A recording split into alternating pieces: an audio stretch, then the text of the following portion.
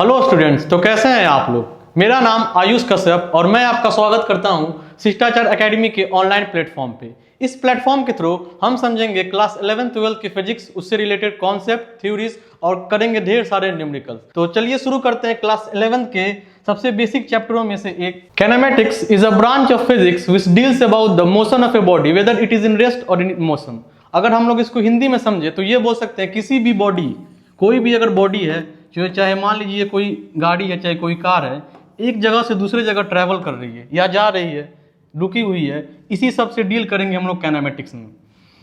यहाँ पे हम लोग बात किए हैं whether the body is in rest और मोशन। दो मेन जो टर्मिनोलॉजी हम लोग के सामने आया है वो है रेस्ट और मोशन। रेस्ट को आप समझ जानते हो पहले से ही। रेस्ट क्या है, अगर हम लोग साइंटिफिक वे में इसको डिफाइन करें तो रेस्ट एक स्टेट ऑफ बॉडी है जब बॉडी रुकी हुई हो, मतलब कहीं मूव नहीं कर रही हो।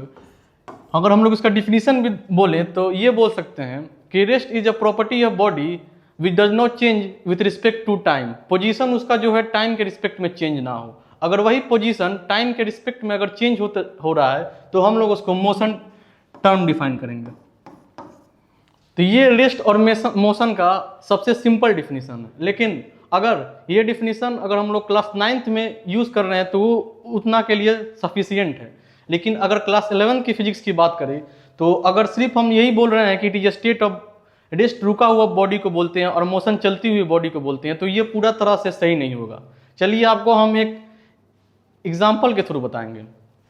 रेस्ट, यहाँ पे क्लास 11 के फिजिक्स में काइनेमैटिक्स में रेस्ट और मोशन को डिफाइन करने के लिए उससे रिलेटेड एक टर्म आता है फ्रेम ऑफ रेफरेंस, जो आप लोग के लिए एक नया वर्ड है। फ्रेम ऑफ रेफरेंस कि बॉडी अगर चल रही है या रुकी हुई है तो किसके रिस्पेक्ट में है। यहाँ पे एक रिलेटिव टर्म आता है कि किस, अगर सिंपल से समझे हम लोग फ्रेम ऑफ रेफरेंस को, तो इसको हम लोग बोल सकते हैं कि देखने का नजरिया, मतलब हम कहाँ से देख रहे हैं बॉडी को, किस प्लेटफॉर्म से देख रहे हैं कि वो मोशन में है कि रेस्ट में। तो जैसा कि फ्रेम ऑफ रेफरेंस को अगर हम लोग डिफाइन करें तो हम लोग बोल सकते हैं फ्रेम ऑफ रेफरेंस को, इसका डिफिनीशन ये आता है कि coordinates of points which determine whether the body is in rest on motion. Frame of reference थोड़ा नया है आप लोग के लिए, क्लास 11 के लिए फ्रेम ऑफ रेफरेंस थोड़ा नया टॉपिक है और हम लोग बोल सकते हैं इसको समझना बहुत जरूरी है। अगर इसके बारे में हम लोग नहीं समझेंगे तो आगे हमें और सारी परेशानियां आती हैं। फ्रेम ऑफ रेफरेंस ये बताता है हम लोग को कि किस प्लेटफॉर्म से हम लोग देख रहे हैं और किस नज़रिए से देख रहे हैं। इसका हम एक्सप्लेन करेंगे एक एग्जाम्पल के तौर पे। फॉर एग्जाम्पल, अगर ये एक कार है, ड्राइंग इग्नोर करिएगा, ये जो कार है इसमें दो बच्चे हैं, ए बी और सी, ए बी, ए और ये बी, और ये दो बच्चे जो है इस कार में एक जगह से दूसरी जगह जा रहे हैं, और एक और बच्चा है जिसको हम बोल सकते हैं सी।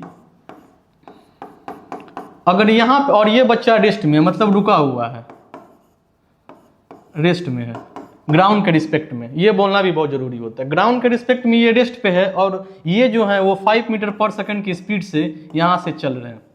तो अगर आप लोग से बोला जाए कि बताइए कौन बॉडी रेस्ट में है, कौन सा बॉडी मोशन में है, इसके लिए हम लोग लाते हैं फ्रेम ऑफ रेफरेंस का कॉन्सेप्ट कि किसके रिस्पेक्ट में देख रहे हैं। फॉर एग्जाम्पल, अगर हम ग्राउंड के रिस्पेक्ट में इससे अगर पूछा जाए, अब सी से अगर हम लोग पूछते हैं कि अगर तुम्हारे रिस्पेक्ट में बी रेस्ट में है कि मोशन पे है, तो अगर सी अगर बी को देखेगा तो उसे ये लगेगा कि वो चल रही है आगे 5 मीटर पर सेकंड के लिए।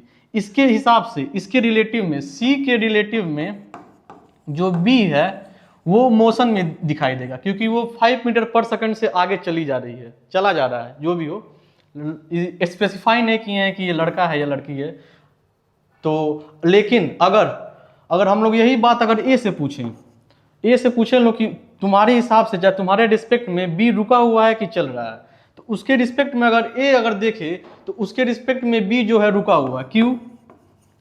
इस बार हम लोग फ्रेम ऑफ रेफरेंस चेंज कर दे रहे हैं। पहले फ्रेम ऑफ रेफरेंस ग्राउंड था जो सी के रिस्पेक्ट में था, तो उसके हिसाब से जो बी है वो चल रहा था क्योंकि ग्राउंड पे वो रेस्ट पे है। लेकिन अगर हम फ्रेम ऑफ रेफरेंस इसी कार में बैठे हुए एक दूसरे व्यक्ति को, चाहे दूसरे जो लड़का है उसको अगर हम लोग देखते हैं ए को, उसके रिस्पेक्ट में ये भी तो चल रहा है, इसी के अंदर है, तो इसके रिस्पेक्ट में अगर पूछा जाए तो ए के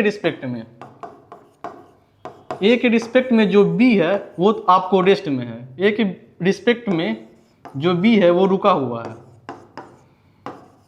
वो रेस्ट में है।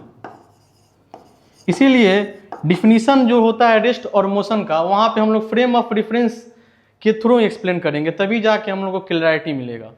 तो आपको, मुझे लग रहा है कि आपको कुछ ना कुछ समझ में आया होगा, घबराइए मत। हम अगर आपको समझ में नहीं आया है तो हम एक और एग्जांपल के थ्रू समझेंगे। पहले ये आप नोट करना चाहे तो नोट कर सकते हैं, क्योंकि मैं एक बार और ट्राई करता हूँ आपके लिए। ए और बी दो बच्चे हैं, चाहे दो व्यक्ति हैं, जो एक कार में है, एक गाड़ी में है, और वो जो कार है वो 5 मीटर पर सेकेंड की स्पीड से चल रही है। एक सी है, सी ग्राउंड के रिस्पेक्ट में रेस्ट पे यहाँ पे बैठा हुआ है। तो अगर कोई पूछे, चाहे इसके रिस्पेक्ट में अगर देखा जाए, तो ए और बी मोशन में है, ये खुद रुका हुआ है, तो इसको आप ही मान लीजिए सी की जगह पे आप ही हो। तो अगर आप भी देखेंगे ए और बी को, तो आपको लगेगा कि ये 5 मीटर पर सेकेंड से चल रहे हैं, जो वाकई सच है। लेकिन रिस्पेक्ट ये होना चाहिए ग्राउंड के रिस्पेक्ट में। लेकिन अगर वही बात हम ए से पूछें कि बी रुका हुआ है कि चल रहा है, तो ए को ये लगेगा कि ये रुका हुआ है, क्योंकि यहाँ पे हम लोग फ्रेम ऑफ रेफरेंस चेंज कर दे रहे हैं। इसीलिए रेस्ट और मोशन को डिफाइन करने के लिए क्लास 11th में, चाहे उससे आगे आने वाली फिजिक्स की क्लासों में भी, हम लोग फ्रेम ऑफ रेफरेंस को ढेर महत्व देते हैं। मैं आशा करता हूं कि ये जो टर्म जो मैंने समझाए हैं रेस्ट और मोशन को, उसको आपको समझ में आया होगा। लेकिन घबराइए मत, अगर आपको समझ में नहीं आया तो हम एक और एग्जाम्पल के थ्रू इसको समझ सकते हैं। फॉर एग्जाम्पल, जो हम डे टू डे लाइफ में ट्रेन या बस से ट्रैवल करते हैं, तो ये मान लीजिए बड़ा सा ट्रेन है और ये प्लेटफॉर्म पे खड़ी हुई है और इसके अंदर बहुत सारे पैसेंजर बैठे हुए हैं,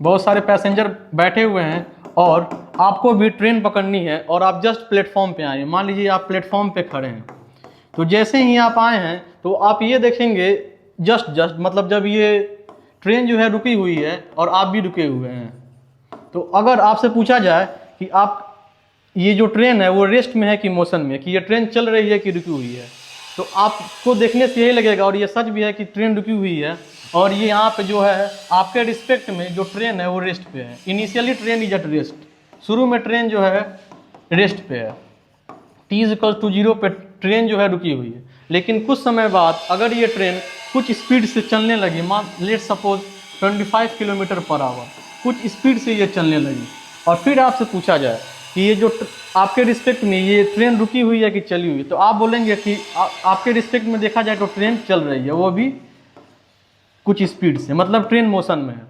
ये ग्राउंड फ्रेम हो गया, मतलब आपके रिस्पेक्ट में। लेकिन अगर हम ट्रेन में जाकर अगर किसी पैसेंजर से पूछें उसी टाइम कि ट्रेन चल रही है कि रुकी हुई है, तो उसके रिस्पेक्ट में जो है ट्रेन रुकी हुई है।